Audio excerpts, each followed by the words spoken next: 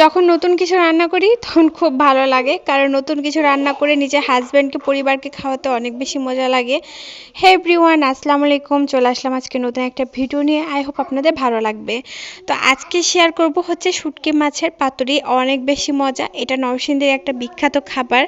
যেহেতু আমরা এই অঞ্চলে থাকি, এই অঞ্চলে খাবারগুলো খুব মজা লাগে। তো আজকে নতুন নতুন আমি ট্রাই করে দেখবো, জানি না কেমন লাগবে, বাট ট্রাই করে দেখতে তো অসুবিধা নেই।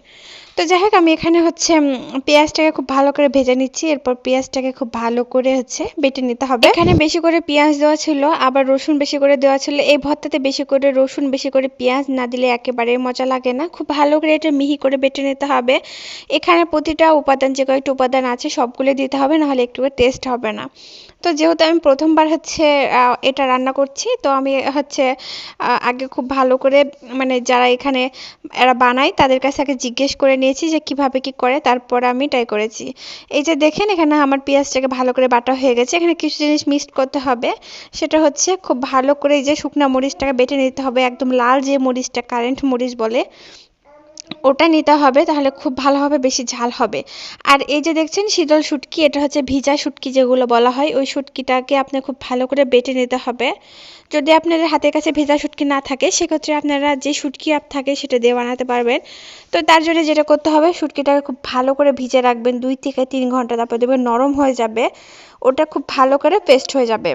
যারা শুটকি খেতে পছন্দ করেন তারাই জানেন যে আপনারা হচ্ছে এই ভর্তাটা বা এই বড়াটা মানে খেতে এত বেশি মজা লাগে। তো যাই হোক, এটা বড়াটা বানাতে গেলে আমার লাগবে হচ্ছে কচু পাতা। আপনাদের কাছে কচু পাতা না থাকলে লাউ পাতা ইউজ করতে পারবেন।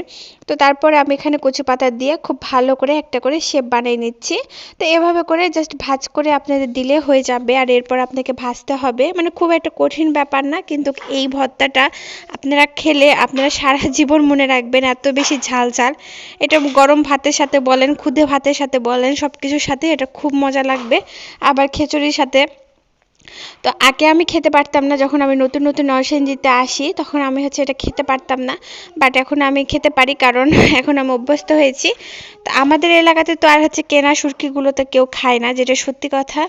আপনারা এই এলাকার মানুষজন, মানে নরসিংদী এলাকা বলেন, ঢাকার এলাকার মানুষজন যেভাবে কেনা শুটকিটাকে খায়, আমাদের এলাকার মানুষ কখনোই কেনায় খোলা শুটকি খাবে না। তারা নিজেরাই শুটকি তৈরি করে, ভালো করে ধুয়ে পরিষ্কার করে শুটকি তৈরি করে, সেই শুটকি তারা খায়, অনেক বেশি মানে স্বাস্থ্যসম্মত। কিন্তু তারপরেও হচ্ছে বাজারে দেখবেন কেনা শুটকিটা খায়, সবাই খায়, না খাইলেও তার হচ্ছে বিক্রি হচ্ছে না। তো আমরাও এখন অভ্যস্ত হয়ে গেছি, ভালো লাগে, টেস্টটা মজা হয়। কিন্তু অনেকেই দেখি যে অনেক ভিডিওতে বলা হয় যে এই যে কেনা শুটকিগুলোতে প্রচুর পরিমাণে কেমিক্যাল থাকে, যেটা আমাদের স্বাস্থ্যের জন্য অনেক অনেক ক্ষতিকর। এই যে দেখুন, এক এক করে তৈরি করা হয়ে গেছে। এবার হচ্ছে আমার এটা ভাজার ব্যাপার। একটু একটু করে আমি এখন ভেজে নিব, যেহেতু এটা খুব ধৈর্য সহকারে ভাজতে হবে। খুব জোরে আপনার জালও দেওয়া যাবে না, খুব আস্তেও করে দেওয়া যাবে না, একদম আস্তে আস্তে করে আপনাকে ধৈর্য ধরে এটা আপনাকে ভাজতে হবে, না হলে আবার হচ্ছে পুড়ে যাবে। একটু করে তেল দিয়ে দিলাম, দিয়ে হচ্ছে অল্প আছে আমি এটা প্রায়, আমার ভাজতে সময় লেগেছে প্রায় 20 মিনিটের ওপর। দেখুন একদম কালো কালো হয়ে যাবে, তাহলে বুঝতে পারছেন যে এটা ঠিক কীভাবে করে ভাজতে হবে। তো প্রায় 20 মিনিট ভাজার পর ঠিক এর কালারটা যখন আপনার ঠিক এরকম হয়ে আসবে, তখন আপনি বুঝবেন যে না, ঠিক আছে, এটা ভাজা একেবারে কমপ্লিট হয়ে গেছে। এরপর আপনারা খেতে পারবেন। আপনারা যদি এভাবে করে শুটকি ভর্তা দিয়ে আপনারা খুদে ভাত ট্রাই করে দেখতে পারেন গাইস, অনেক বেশি মজা লাগবে।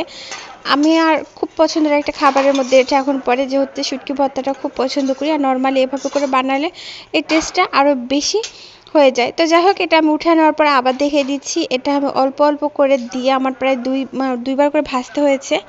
তো আমার প্রায় 1 ঘন্টার মতন সময় লেগেছে আর কি ভাজতে, যেহেতু আমি অল্প আছে ভাজতেছি। তো এভাবে করে অল্প একটু, আরেকটা উপায় বলি, সেটা হচ্ছে প্রথমে তেল না দিয়ে অল্প করে একটু পানি দিয়ে দিবেন, মানে খুব অল্প, যেটা আপনার পাতাটা একটু সেদ্ধ হবে। তারপর আপনার এটা পরে আবার হচ্ছে তেল দিয়ে আপনার ভেজে নেবেন, তাহলে হবে কি যে তেলের পরিমাণটা খুব কমের মধ্যে আপনারা ভেজে নিতে পারবেন। তো যাই হোক গাইস, আজকে ভিডিও যদি আপনাদের ভালো লাগে তাহলে প্লিজ প্লিজ একটা লাইক করে সাথে থাকবেন। আর ধন্যবাদ ধন্যবাদ সাথে থাকার জন্য।